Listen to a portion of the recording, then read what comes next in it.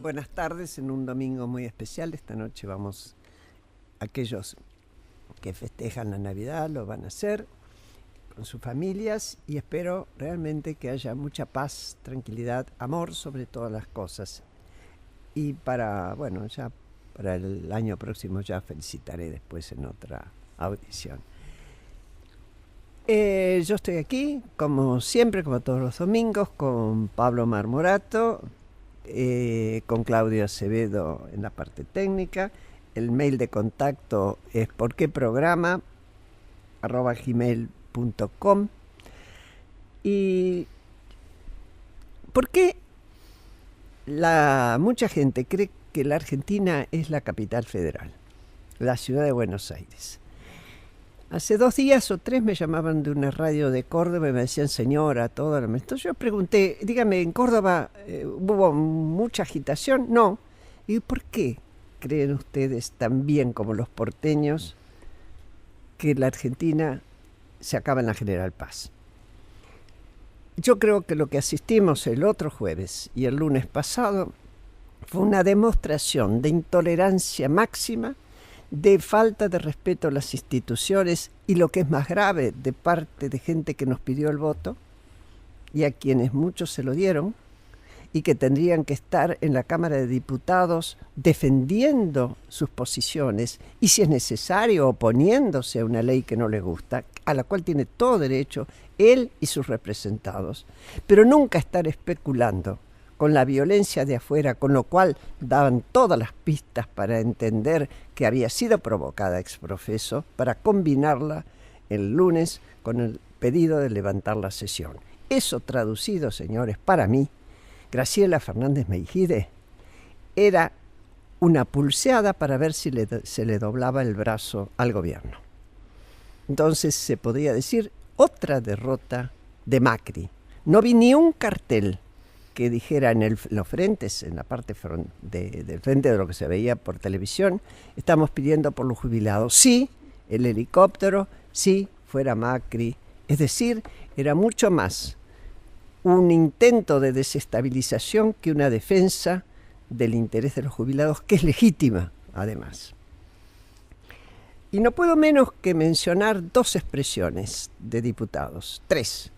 Una de Leopoldo Moró, que cuando dijo que lamentaba y repudiaba el agravio y la agresión a Julio Bazán, el periodista, cosa que nosotros desde este programa también, y no solo la que él recibió, sino todos los periodistas, y enseguida dijo, pero, y ustedes saben lo que significa el pero, El pero, lo que viene después, es más valioso que lo que se dijo antes. Y después Victoria Donda, a quien tengo mucho aprecio, la he admirado muchísimo, le tengo afecto, que se animó a decir que las leyes se hacen en la calle. Eso está sustentado por Carl Schmitt, el filósofo nacionalsocialista, que decía que las urnas, palabras más, palabras menos, valían menos que una plaza llena. Llenaba las plazas Hitler y Mussolini. ¿Esto es lo que quiere una mujer de izquierda? Yo creo que ni se dio cuenta. Espero que reflexione. Lo mismo el señor del Caño, que sostuvo que había que hacer una consulta popular. Acaban de votarlo. ¿Qué vamos a hacer? ¿Una consulta popular cada vez que a él no le guste una ley?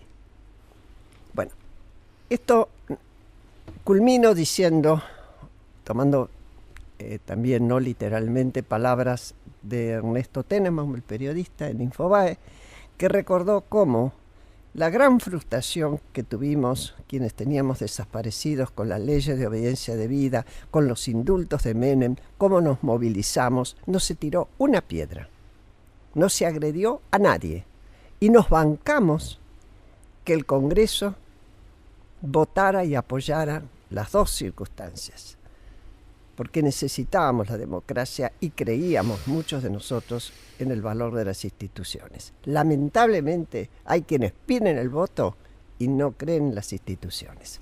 Bueno, yo termino acá esta introducción que creí necesaria y voy a presentar a quienes nos acompañan hoy.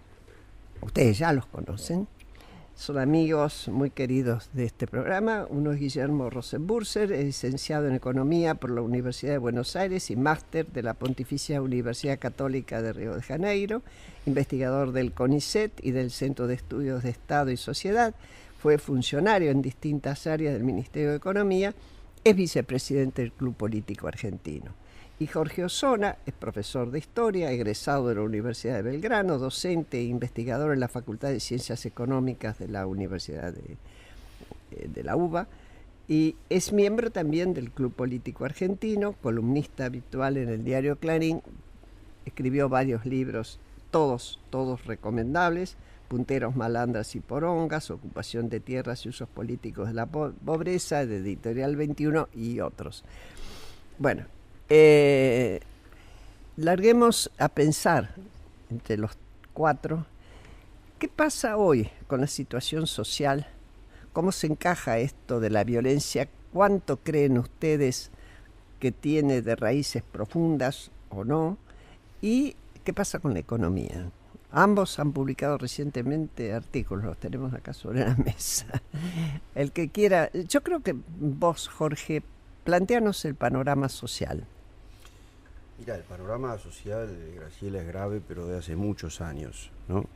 Yo creo que incluso es bastante menos grave hoy que hace un año, ¿no? Recorriendo, es un poco difícil para mí o para cualquiera hacer un pantallazo general, porque yo solamente, digamos, tengo contacto con algunos escenarios y puedo reproducir, puedo decir más o menos lo que yo veo ahí, ¿no? Y lo que se ve es que, si bien no hay una recuperación económica al estilo de la de principios de los 2000 o incluso luego de la convertibilidad, hay una mejora, una tenue mejora. Lo comentaba justamente el otro día con una vendedora de tortillas, de esas tortillas y de facturas. Bueno, tiene un puesto en el Camino de Cintura, muy temprano a la mañana para venderle a los camioneros. Más o menos el piso de la crisis para ella fue hasta mediados de este año. Y ahora empezó a mejorar y vende más o menos la misma cantidad estándar, que por cierto no es la de los años maravillosos. Su último recuerdo de año pródigo en venta fue el 2010, pero claro, de todos modos, digamos, zafa. Ese es el término. Zafamos. Creíamos que no salíamos de esta, que íbamos a tener que cambiar todo esto, vaya a saber por qué, y sin embargo yo creo que de una u otra manera son los brotes verdes, ¿no? Son los tardíos y todavía me haces acordar a cuando poníamos a germinar, claro, los garbanzos y los porotos en la escuela. Exacto, todavía no es la planta, pero el brote se empieza a ver. Ahora, de todos modos, como el panorama social del Gran Buenos Aires es muy complejo, tampoco uno puede homogeneizar. Hay en el Gran Buenos Aires, en las zonas pobres, tenés desocupados, tenés trabajadores informales, tenés trabajadores formales, y todos ellos viven juntos, pero cada uno define su propio mundo. Hay un mundo en común, pero hay también diferencias culturales significativas entre unos y otros, y eso torna el panorama bastante más complejo. Pero daría la impresión de que aquellos que tienen trabajos formales, y que es lo que determina su inclusión o no en esa idea un poco genérica que denominamos la pobreza, peor no está. Los que viven de subsidios, ¿verdad?, han preservado todo lo que tienen. En todo caso, los más complicados, y esto es una verdad a voces ya, son aquellos que viven, que complementan el subsidio con una changa.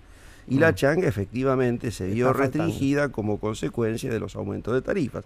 Este nuevo aumento de tarifas probablemente también vuelva a afectar. Ahí uno ve una situación más volátil. Son situaciones de todos modos bastante volátiles. Ahora, de ahí a pensar de que hay una situación socioeconómica brutal como la del 2000, 2001, bueno, es un extravío, ¿no? Y que tiene bien poco que ver con esto que hemos visto. Sí tiene que ver en el sentido de que hay un mar de fondo. La pobreza genera malestar, la pobreza naturalmente genera violencia, mucho más cuando por los radiopasillos de los barrios todos estos grupos salen a decir que a la gente le van a sacar esto, le van a sacar el otro. Lo que pasa es que la gente mucho ya no cree en eso, porque por otra parte son bastante conscientes que cualquier gobierno que se atreva a hacer eso se va a topar con una situación explosiva, y la gente sabe que eso no va a pasar. A lo que hay que sumar otro dato también interesante, ¿no? Las obras públicas. Se están haciendo cloacas, pavimentos en muchos barrios, y eso de una u otra manera también mejora el humor. De manera que hay un contraste bastante taxativo, ¿no? Entre lo que se vio en los últimos días y lo que se vive en los barrios. Después hay otra distorsión, y con esto cierro, ¿no? La idea de que, bueno, todo esto fue expresión de la pobreza, ¿no? De que la gente que se manifestó eran pobres, marginados, etcétera. No, es otra cosa, es otra cosa. Se trata, por supuesto, de gente que salió a protestar, organizados por movimientos sociales, etcétera. Pero además se trata de expertos en violencia, por lo menos los que estaban en primera fila. Y eso es todo un problema que es de largo análisis y que, por supuesto, los hay en los barrios populares, no en las barras bravas, etcétera, pero es solo un sector, ¿no? Así que creo que hay mucha teatralización también, y una teatralización muy, muy exitosa en producir reacciones extremas. Exactamente, de un lado y de otro. Es decir, hay que matarlos a todos, o en su defecto hay que quemar todo. Eso creo que es la desgracia, ¿no? Eso creo que es, bueno, un poco lo que decíamos. Sí. Willy, tu artículo último es riesgos macroeconómicos, pero trata de enganchar con lo que nos decía Jorge, seguro que lo vas a poder hacer bien, en cómo pega en esa parte que es la más sensible y cómo vos ves esta búsqueda de equilibrio entre el gradualismo, que a mí no me cabe duda que en algún sector del macrismo hubieran querido que la cosa no fuera gradual, creo que en las últimas elecciones ganó el gradualismo, y al mismo tiempo las dificultades que hay para solucionar una economía que todavía es chica, poco competitiva, y donde hay élites, y sobre todo empresariales, que dicen sí, que todos pongan, pero yo no. Perdón. Sí, yo primero una cosa muy breve, buenos días y buenas tardes. Primero, no soy creyente, pero también festejo la Navidad. Y, ¿por qué no? Y les deseo a todos una próspera Navidad, y como no voy a estar la semana que viene, un muy buen año nuevo, sobre todo con afectos, con proyectos, sabiendo que las cosas son complejas. Yo rescato dos cosas de lo que decía Jorge. Una, la heterogeneidad. No tenemos que olvidarnos de la heterogeneidad. Y en segundo lugar, un problema de expectativas. La gente no vivió una crisis como la terminal, y entonces esperaba que las cosas se solucionaran de manera más sencilla. Creyó que los brotes verdes iban a ser más rápidos. El gobierno alimentó esas expectativas con la presunta lluvia de inversiones, con la desaceleración fuerte de la inflación, y esas cosas no pasaron. Muchos insistíamos que era previsible que no pasara. Ahora, con respecto a los temas macroeconómicos y a las reformas que anuncia el gobierno, sin duda, insisto, no soy creyente, pero gracias a Dios prevaleció en el gobierno el gradualismo en el plano fiscal. Digamos, gracias a la sensatez política. Tal cual. Gracias a la sensatez política, y además yo creo que económicamente un shock rebota, digamos, ¿no es cierto? Y es al final contraproducente, no solo por las resistencias sociales, sino por el impacto recesivo y la imposibilidad de salir de la situación deficitaria por las cuestiones recesivas, digamos, ¿no es cierto? Así que yo saludo el gradualismo. Yo veo dos problemas en cuanto al enfoque del gobierno relativo al gradualismo. En primer lugar, la idea de que son estas reformas estructurales las que van a consolidar la política gradualista y resolver los problemas del déficit, de la competitividad, etcétera. Cuando vos decís, perdóname, estas reformas estructurales, concretamente, ¿a qué te estás refiriendo? Me estoy refiriendo a la reforma jubilatoria, a la reforma tributaria y a la reforma laboral, claro, en primer lugar. Que son los tres temas. Claro. Yo ahí creo que vale la pena puntualizar diferentes cosas. En primer lugar, hay un problema de timing. El efecto de las reformas es lento y se va a sentir al cabo de 4 o 5 años. Es lo mismo, salvando las distancias, que una reforma educativa, digamos, ¿no es cierto? Los efectos no se sienten inmediatamente. Creo que en los 3 casos las reformas son necesarias. Creo también otras 2 cosas. Primero, que los problemas de competitividad planteados por el atraso cambiario no se resuelven reduciendo los costos laborales. No se resuelven reduciendo los costos laborales ni bajándole la presión impositiva a las empresas. Porque la reducción de los costos laborales o de la presión impositiva opera una sola vez. Y el atraso cambiario es algo que puede profundizarse y afecta... Y extenderse. Y extenderse en el tiempo, exactamente.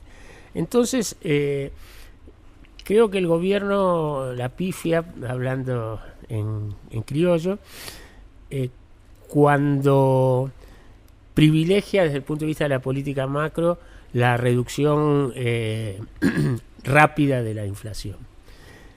Por supuesto que hay que tener en el horizonte el objetivo de reducir la inflación, pero creo que desde el punto de vista del impacto sobre las expectativas es más efectivo que la gente perciba que la política antiinflacionaria es sostenible y que a la larga va a confluir en un descenso importante de la inflación, aunque sea de manera gradual, que la idea de que que queremos bajar la inflación rápidamente pero no lo logramos. ¿Y cómo estarían haciendo ahora y cómo debería ser? Bueno, yo creo que hay una inconsistencia entre el objetivo de bajar rápido la inflación y bajar despacio el déficit fiscal. Y como consecuencia de eso, una inconsistencia entre la política monetaria y la política fiscal. Pero cuando vos decís bajar más lento el déficit fiscal, ahí tenés el problema de todos los que se quejan, algunos con mucha razón, de que los impuestos que están pagando son muy altos. Entonces es casi una situación donde uno está como en una morsa, ¿no? Bueno, es que el gobierno eligió ese camino y efectivamente vos agravás esos problemas atrasando el tipo de cambio. Los agravás y vos a las empresas que tienen que exportar y que están acogotadas y que tienen que competir con importaciones, les aseguras un tipo de cambio más competitivo, los problemas impositivos son... crear distinto tipo de cambio. No, yo no digo crear distintos tipos de cambios, digo que el tipo de cambio se deslice más o menos en paralelo a la inflación, no que se mueva muy por abajo de la inflación. Eso va a generar un descenso más lento de la inflación porque no vas a tener el ancla cambiaria, pero no implica un desborde de la inflación en absoluto. Y de hecho todos los países que tuvieron que bajar inflaciones crónicas de 2 dígitos, de 20 y tantos %, lo hicieron con programas de descenso moderado y progresivo de la inflación. No lo hicieron con un shock antiinflacionario, y mucho menos si no vas a hacer un shock fiscal. Sí, hace alrededor de un año acá en otro programa, que no sé si estabas vos también, pero José Luis Machinea, comparando, decía, veníamos de un 40% no reconocido por el gobierno anterior de inflación. Yo me conformo con que el año próximo, por el año que pasó, fue 24. Entonces sería la mitad casi. Vos tenías, cabeceabas, Jorge. No, sí, efectivamente. Se estaba quedando dormido. No, para nada. No. ¿Por qué sos tan persecutor? Un chiste. Nada, sí, efectivamente. Bueno, yo no soy economista, soy apenas un profesor de historia económica. Y creo que, bueno, el gobierno, vos hablaste de la idea de una morsa, ¿no? Que está como, bueno, tironeado por distintas situaciones. Creo que todo eso tiene bastante que ver con la bomba macroeconómica heredada del gobierno anterior, ¿no? ¿Qué hacemos con el tipo de cambio? ¿Cómo mejoramos el tipo de cambio y no producimos inflación? ¿Qué hacemos con el nivel impositivo y con el gasto público? Es decir, es como una bomba que hay que ir desactivando de a poco con mucha sabiduría, con muñeca quirúrgica, cosa que es dificilísimo, pero que es el gran desafío, ¿no? Y donde, bueno, una de las cosas positivas que yo veo es que muchas veces se desanda el camino, es decir, se empieza a ensayar un rumbo que finalmente no funciona y se vuelve y se da marcha atrás, lo que podría uno decir un pragmatismo, y eso es positivo. No lo veo tanto por el lado de la política del Banco Central. El Banco Central eso no se ve, ¿no? Y no eso creo que genera bastante. Y hay una pelea ahí, ¿no? Por eso, hay rispideces dentro del gobierno. Uno no conoce. Bueno, pero los sí, diarios son chismosos. Sí, yo no quiero meterme en... Sí, con el nivel de toma de deuda para cubrir este déficit, y que tanto se agita de un lado, ¿no? ¿Cómo está en un nivel controlable? Yo creo que está en un nivel que todavía no va a provocar una conmoción, pero me parece que el ritmo al que aumenta sí es preocupante. Y sobre todo porque en la historia económica en general y en la historia económica argentina mucho más marcadamente, el camino, si no se interrumpe rápidamente, y el incentivo a no interrumpirlo es cada vez mayor, el camino de más endeudamiento y atraso cambiario termina mal, siempre ha terminado mal, y si no lo interrumpimos en algún momento va a terminar mal. Pregunta. Ahora sí. No, quería decir algo más. El gobierno está haciendo una cosa muy compleja que a mí me gustaría simplificar la explicación del punto de vista de la deuda. Toma deuda externa, le vende los dólares al Banco Central. El Banco Central emite y después se esteriliza colocándole VAX a una tasa descomunal. Bueno, todo ese circuito implica, por un lado, pagar altas tasas de interés internacionales para mantener reservas ociosas, que no generan ningún retorno. Y por el otro lado, lo que acaba financiando el déficit no es la deuda externa, sino que es la deuda interna que coloca el Banco Central. Entonces, si uno se ahorra todo ese circuito de colocar deuda externa para terminar con las LEVAC, el crecimiento de la deuda en dólares, que genera mucha vulnerabilidad del pago de los intereses en dólares, por un lado se minimiza, y en segundo lugar el gobierno puede directamente colocar en pesos, porque si el Banco Central puede colocar en pesos, el gobierno también puede colocar en pesos. Seguramente en este momento no va a poder hacer colocaciones a más largo plazo, pero a 3 meses, a 6 meses, a 9 meses y después ir extendiéndolas, yo creo que puede. Lo puede hacer además eliminando el riesgo de una corrida cambiaria y por lo tanto puede pagar tasas de interés un poco más bajas.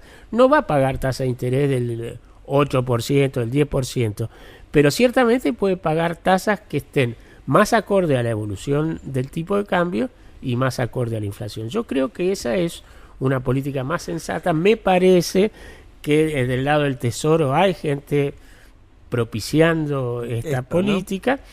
Y hay, como vos decías, un tironeo entre el Banco Central y el Tesoro. Yo le pregunto a Sturzenegger, y ustedes intenten pensar qué me contestaría. Sturzenegger, ¿por qué insistís con las tasas, los intereses tan altos de las LEVAC? ¿Ahora respondemos? ¿De ahí cuándo? No, pensé que íbamos para a el año que viene no. No. Bueno, sí, vamos a un corte y enseguida retomo la pregunta.